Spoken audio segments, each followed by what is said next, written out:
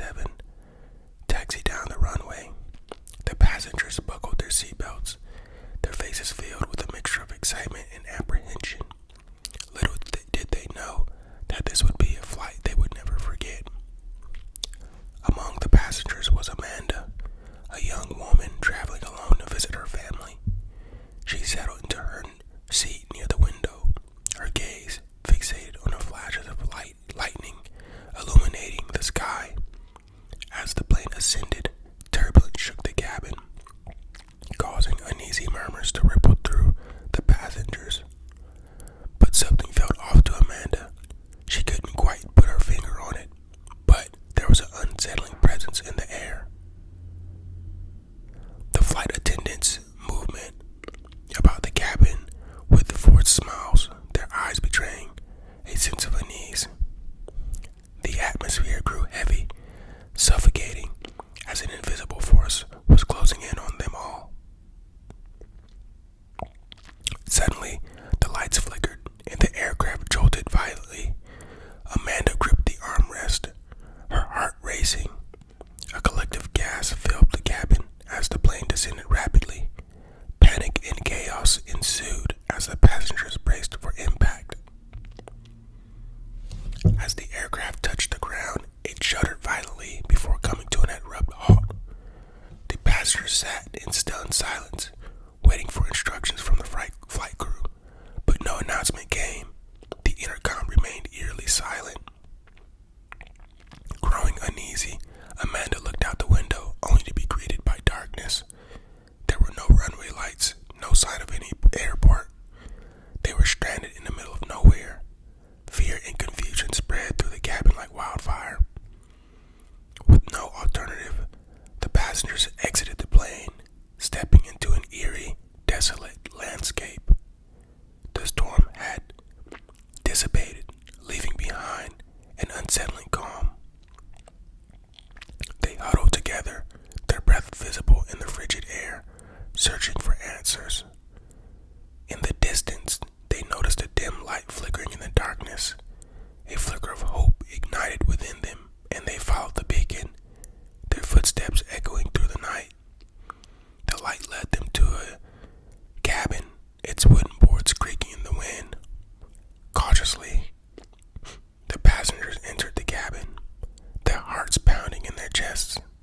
Inside, they found furniture, broken glass, and a lingering scent of decay. A feeling of foreboding hung in the air, as if the cabin held its own dark secrets. One by one, the passengers began to disappear. They vanished without a trace, leaving behind only whispers of their fear and confusion. Panic gripped those remaining, their minds clouded with dread. Amanda, determined to survive, searched for answers. In one room, she stumbled upon a hidden compartment. Inside, she found a series of newspaper clippings. The articles told a haunting tale of a plane crash that had occurred decades ago in the same area. The survivors had perished one by one, their bodies never found. As Amanda read, a chilling realization struck her. The cabin they were in was the remnants of the crash site, a place tainted by the souls of the lost. They were trapped in a small space, caught between the realms of the living and the dead. A whispering voice echoed through the cabin, its origin impossible to pinpoint. Shadows danced, their tendrils reaching out to touch the living. Amanda's heart pounded as she felt a presence closing in on her. With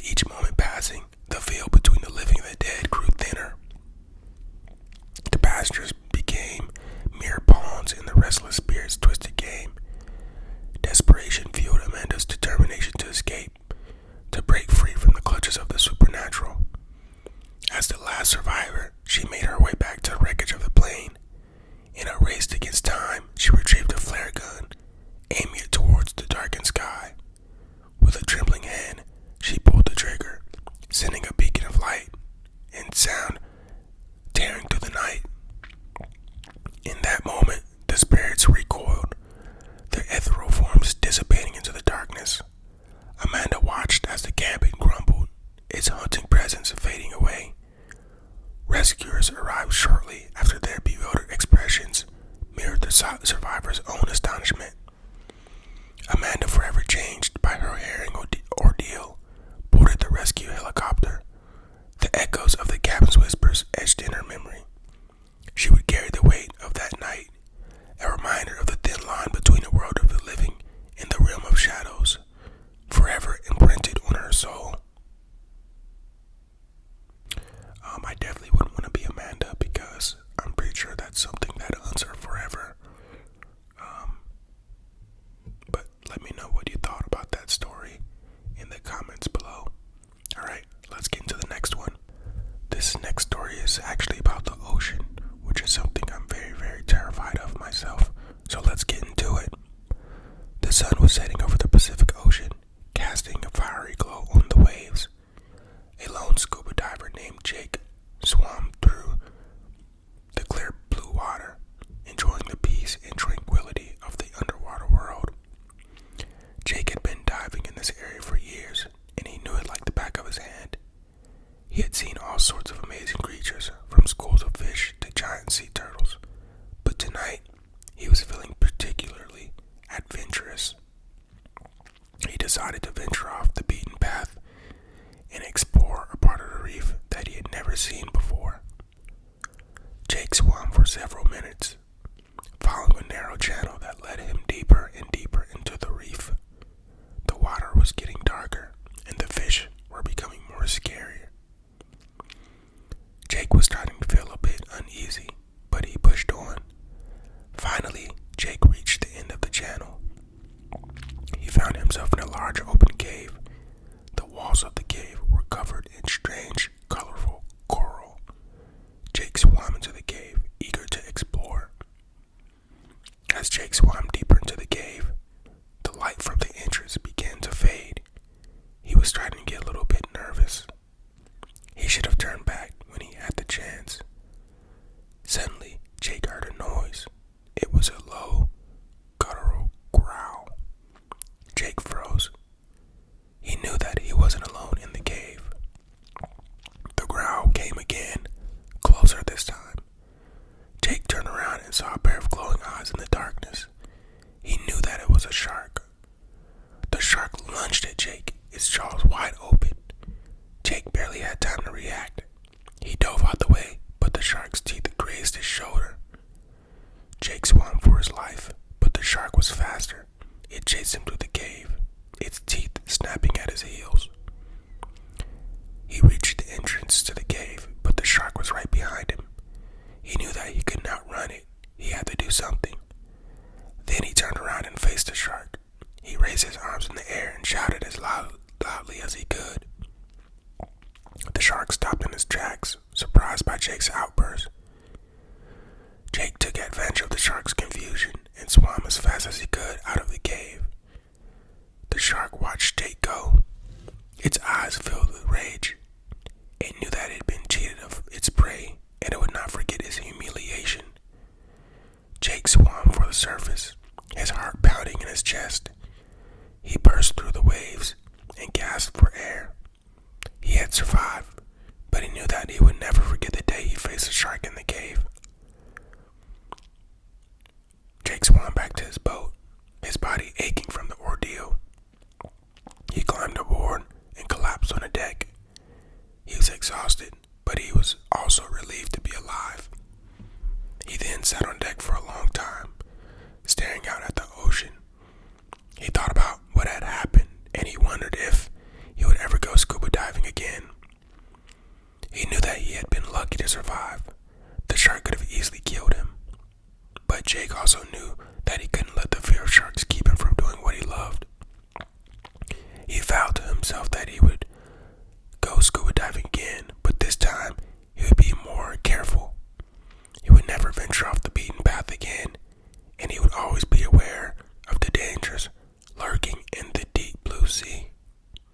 I really like that story because, one thing about the ocean and the most frightening thing to me is how big and vast it is, and also how we don't know entirely too much about the ocean or what lives in the ocean. 70% water, and that's a very, very big percentage of water and a very big percentage of things that have not been discovered. But hey, that was a great story. I hope everyone's enjoying these so far. Alright, let's get into another one. This next story is about a thief named Timothy and why you shouldn't be a thief. Timothy was a thief. He had been stealing for as long as he could remember. He started out small, stealing candy from the corner store, but as he got older, he started stealing bigger and bigger things. One night, Timothy decided to steal from a mansion. He knew that it would be a risky job, but he was confident that he could pull it off. He waited until the owners were out of town, and then he broke into the house. Timothy made his way through the house, taking whatever he could find of value. He filled his backpack with jewelry, cash, and other valuables. As he was about to leave, Timothy heard a noise. He froze, his heart pounding in his chest. He listened carefully, but he couldn't tell where the noise was coming from. The noise came again, closer this time. Timothy realized that he wasn't alone in the house. He turned around and saw a very tall figure standing in the shadows. The figure was very, very tall and thin, and it was wearing a long black cloak. Timothy couldn't see the figure's face, but he could feel its eyes on him. He knew that he was in danger. The figure started to walk towards Timothy, his cloak billowing behind it. He backed away, his backpack clutched to his chest. The figure kept coming, its eyes never leaving Timothy's face. Timothy knew that he had to do something or he would be killed. He reached into his backpack and pulled out a knife. He held the knife up in front of him, ready to fight. The figure stopped in his tracks, its hands raised, and Timothy saw that it was holding a long, sharp sword. The figure lunged at Timothy, its sword raised. Timothy tried to dodge the blow, but it was too late. The sword sliced through his backpack, spilling the contents on the floor. Timothy screamed in pain as the sword cut through his flesh.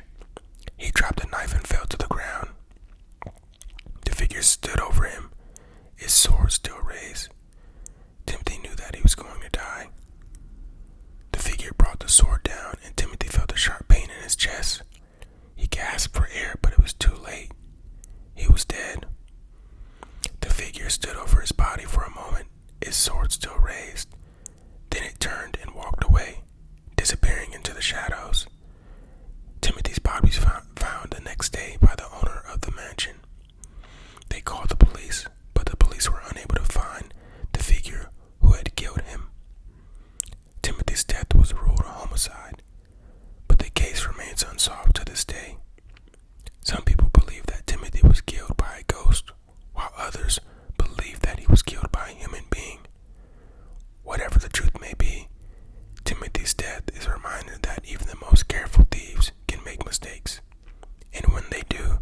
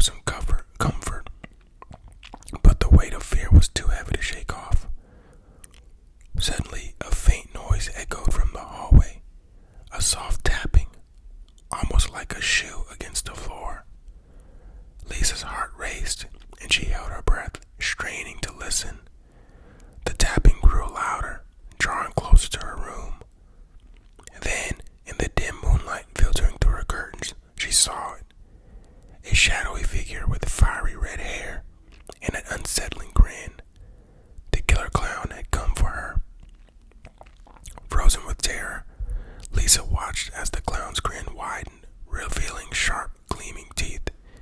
It seemed to dance around the room, its movements erratic and disturbing. Lisa tried to scream, but her voice failed her. The clown drew closer, and Lisa's heart pounded in her chest. She desperately looked for an escape, but it was as if the room had become a maze, trapping her inside. In a last-ditch effort, Lisa reached for her phone, hoping to call for help, but as she pressed the power button, the screen remained blank, a victim of the killer clown's sinister presence.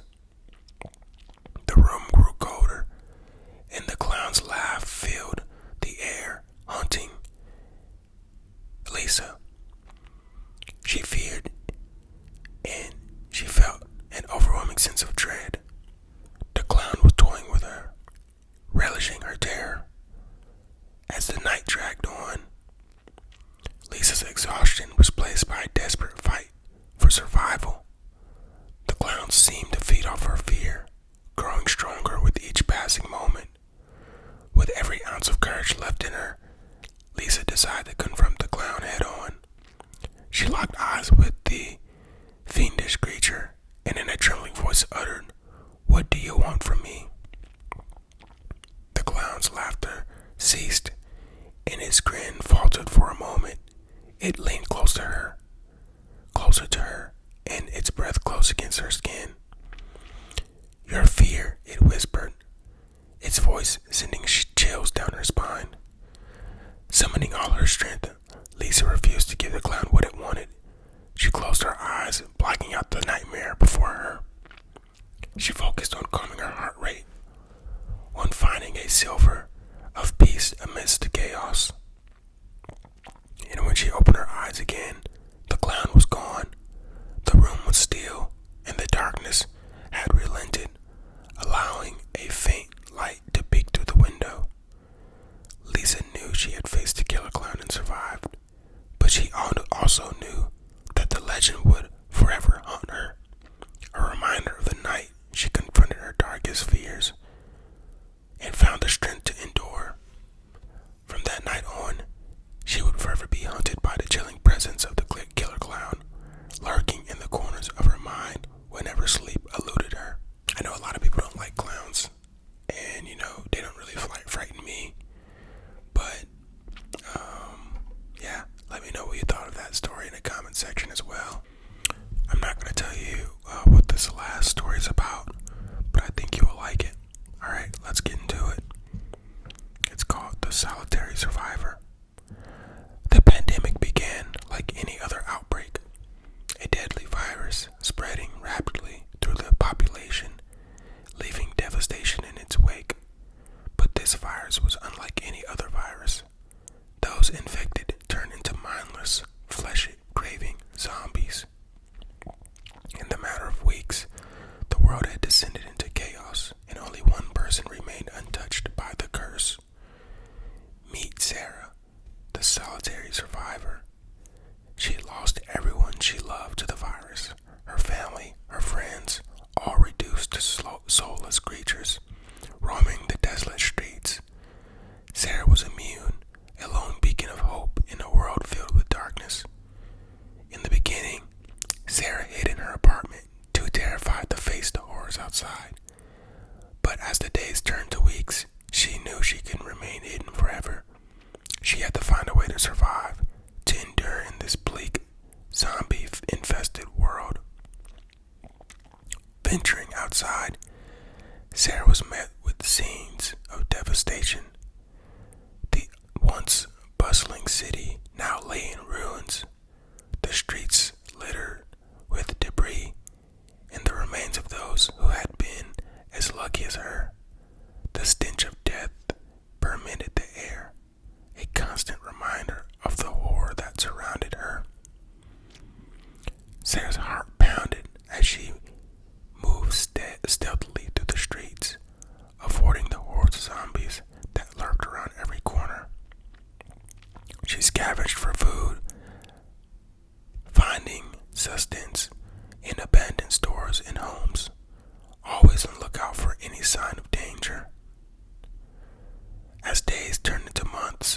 Sarah became adept at navigating the treacherous landscape.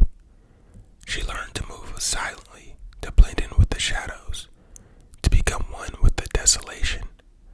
Her instincts sharpened, her senses attuned to the slightest sound or movement. The loneliness weighed heavily on Sarah's soul. She longed for human interaction, for someone to share her burden, but there was no one left. The silence was deafening, broken only by the occasional groan of a distant zombie. One day, while rummaging through an abandoned building, Sarah found a radio. Hope surged within her as she turned it on, hoping to hear another human voice. But all she got was static, a chilling reminder that she was truly alone in this world. Despite the odds stacked against her, Sarah never gave up. She clung to the belief that there had to be a way to reverse the effects of the virus, to restore humanity from its undead prison. Every day she searched for clues, studied medical books salvaged from libraries, and experimented with various concoctions. In her search for a cure, Sarah encountered countless dangers. She battled zombies and faced near-death experiences, but she persisted, driven by the belief that her survival had a purpose beyond mere chance. One fateful day, while searching an abandoned laboratory, Sarah stumbled upon a journal left by a scientist. The journal spoke of a hidden facility, a last piece of hope. The scientist had been working on a cure before succumbing to the virus. With renewed determination, Sarah set out on a journey to find the hidden facility. The path was fraught with danger, and at times she questioned her sanity, but she couldn't turn back. She had come too far to give up now. After weeks of relentless pursuit, Sarah finally arrived at the hidden facility. To her surprise, she found remnants of the research that could hold the key to reversing the virus's effects. The scientist's notes were cryptic, but Sarah's hope soared. She worked tirelessly, deciphering the codes, conducting experiments on herself, and then finally, a breakthrough, a glimmer of light in the darkness. The cure was within reach. But as she prepared to administer the cure, Sarah hesitated. A wave of uncertainty washed over her. What if it failed? What if she was sacrificing herself for nothing? In the end, Sarah made a decision. She knew she couldn't carry the burden of humanity's survival alone. She would take the cure, not just for herself, but for all of those who had perished, all those who had lost their humanity. With a deep breath, she injected herself with the cure, hoping against the hope that it would work. For a moment, she felt a rush of pain, but then, as quickly as it came, it subsided. Sarah waited, heart pounding as the minutes ticked by, and then, a miracle, she felt alive again. The virus had been purged from her system, and she was free from its curse. In that moment of triumph, Sarah felt a profound sense of loss. She was no longer the solitary survivor, but now she truly was alone in a world devoid of humanity. The world had taken everything from her, leaving her the solitary survivor, destined to wander the ruins of civilization, hunted by memories of what was lost. That was a really good survival zombie story for people who really like zombies. I thoroughly enjoyed that one too. Sarah didn't really have too many other options. When you're in a situation like that, no one really